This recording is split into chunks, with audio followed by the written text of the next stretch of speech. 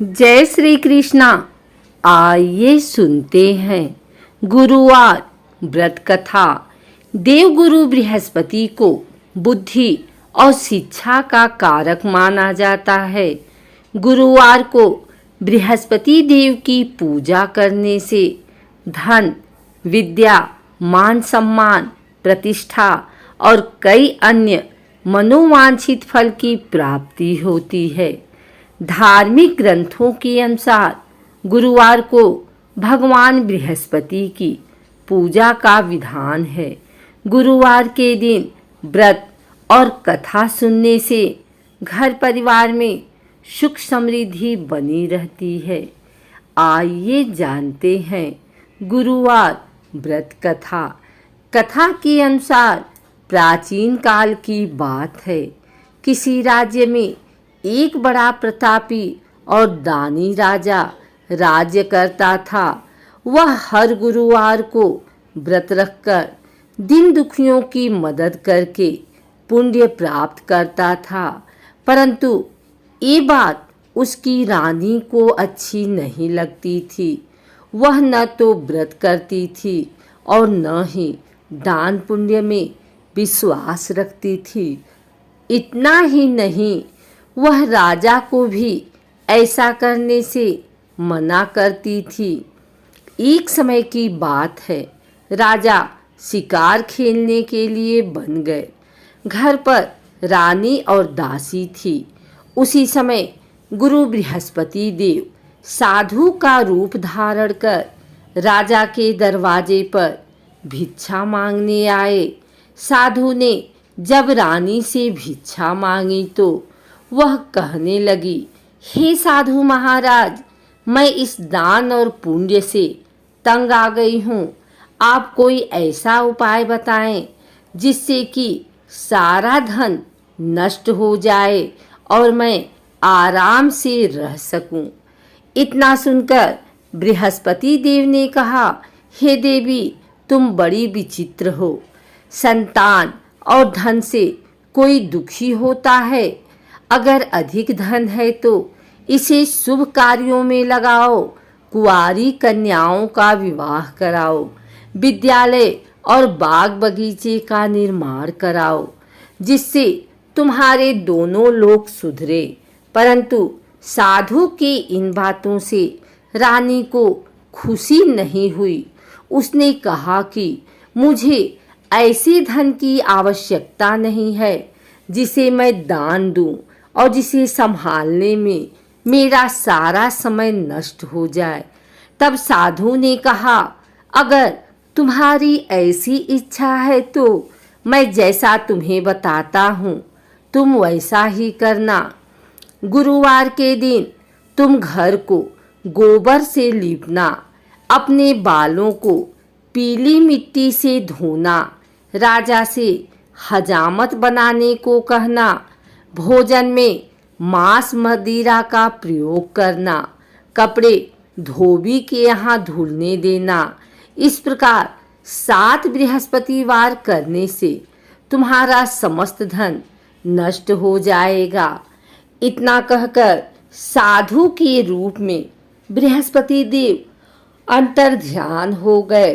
साधु के अनुसार कही बातों को पूरा करते हुए रानी को केवल 3 बृहस्पतिवार ही बीते थे कि उसकी समस्त धन संपत्ति नष्ट हो गई। भोजन के लिए राजा का परिवार तरसने लगा। तब एक दिन राजा ने रानी से बोला कि हे रानी, तुम यहीं रहो, मैं दूसरे देश को जाता हूँ, क्योंकि यहाँ पर सभी लोग मुझे जानते हैं। इसलिए मैं कोई छोटा कार्य नहीं कर सकता। ऐसा कहकर राजा दूसरे देश चला गया।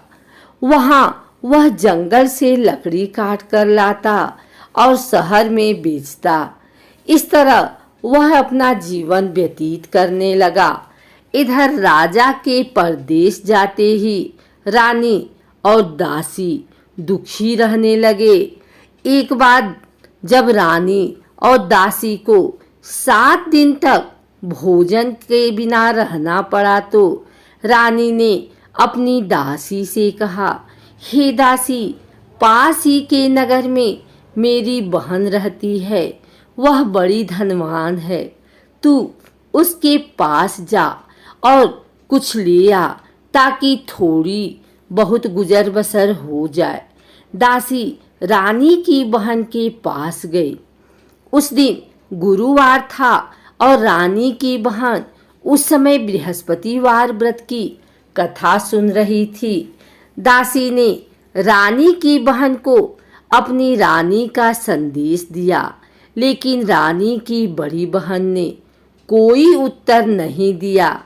जब दासी को रानी की बहन से कोई उत्तर नहीं मिला तो वह बहुत दुखी हुई और उसे क्रोध भी आया। दासी ने वापस आकर रानी को सारी बात बता दी। ये सुनकर रानी ने अपने भाग्य को कोसा। उधर रानी की बहन ने सोचा कि मेरी बहन की दासी आई थी, परंतु मैं उससे नहीं बोली, इससे वह बहुत दुखी हुई होगी। कथा सुनकर और पूजा समाप्त करके वह अपनी बहन के घर आई और कहने लगी, हे बहन, मैं बृहस्पतिवार का व्रत कर रही थी। तुम्हारी दासी मेरे घर आई थी, परंतु जब तक कथा होती है तब तक न तो उठते हैं और न ही बोलते हैं, इसलिए मैं नहीं बोली। बताओ दासी क्यों आई थी? रानी बोली, बहन, तुमसे क्या छिपाऊं, हमारे घर में खाने तक को अनाज नहीं है। ऐसा कहते कहते रानी की आंखें भर आई। उसने दासी समेत पिछले 7 दिनों से भूखे रहने की पूरी बात अपनी बहन को बता दी। रानी की बहन बोली, देखो बहन, भगवान बृहस्पति देव सबकी मनोकामना को पूर्ण करते हैं। देखो, शायद तुम्हारे घर में अनाज रखा हो।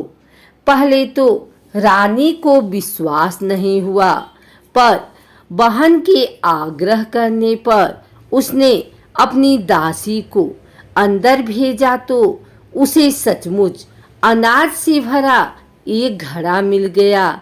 ये देखकर दासी को बड़ी हैरानी हुई। दासी रानी से कहने लगी, हे रानी, जब हमको भोजन नहीं मिलता तो हम व्रत ही तो करते हैं, इसलिए क्यों न इनसे व्रत और कथा की विधि पूछ ली जाए ताकि हम भी व्रत कर सकें। तब रानी ने अपनी बहन से बृहस्पतिवार व्रत के बारे में पूछा।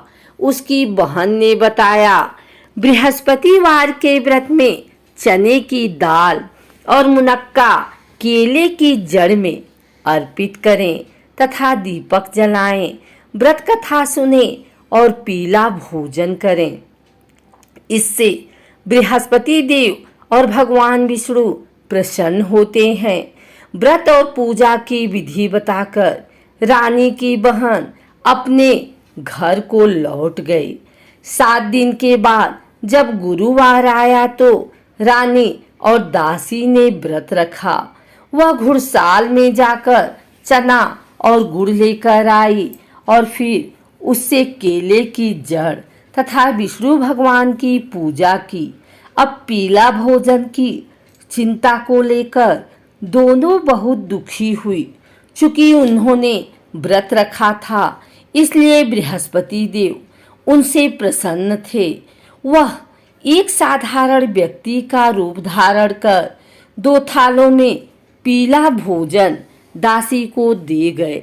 भोजन पाकर दासी प्रसन्न हुई और फिर रानी के साथ मिलकर भोजन ग्रहण किया। उसके बाद वह सभी गुरुवार को व्रत और पूजा करने लगी। बृहस्पति देव की कृपा से उनके पास फिर से धन संपत्ति आ गई, परंतु रानी फिर से पहले की तरह आलस करने लगी। तब दासी बोली, देखो रानी, तुम पहले भी इस प्रकार आलस्य करती थी। तुम्हें धन रखने में कष्ट होता था, इस कारण सभी धन नष्ट हो गया। और अब जब देव बृहस्पति की कृपा से धन मिला है तो तुम्हें फिर से आलस्य होने लगा है। रानी को समझाते हुए दासी कहती है कि बड़े मुसीबतों के बाद हमने ये धन पाया है, इसलिए हमें दान पुण्य करना चाहिए, भूखों को भोजन कराना चाहिए और धन को शुभ कार्यों में खर्च करना चाहिए। इससे तुम्हारे कुल का यश बढ़ेगा, स्वर्ग की प्राप्ति होगी और पितृ प्रसन्न होंगे। दासी की बात मानकर रानी अपना धन शुभ कार्यों में खर्च करने लगी। इससे पूरे नगर में उसका यश बढ़ने लगा। बृहस्पतिवार व्रत कथा के बाद श्रद्धा के साथ आरती की जानी चाहिए। इसके बाद प्रसाद बांटकर उसे ग्रहण करना चाहिए।